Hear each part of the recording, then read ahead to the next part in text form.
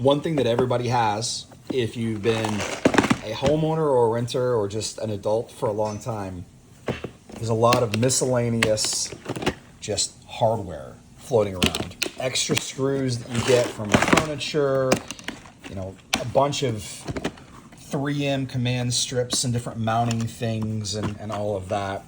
So they've just been in a drawer, right? A junk drawer. Everybody has a junk drawer, but you shouldn't have a junk drawer. You should have organization, right? We're adults.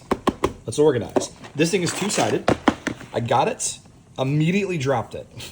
Immediately dropped it. The corner chipped off.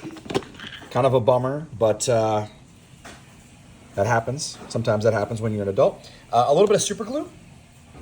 It's gonna go right back on there, no problem. These are adjustable if you have longer screws, or if you want to put like a screwdriver in here, something like that. They just slot right in there.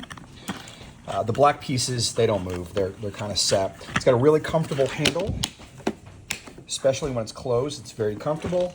It's not too big. Here's a pen for scale. Okay, that's all you need.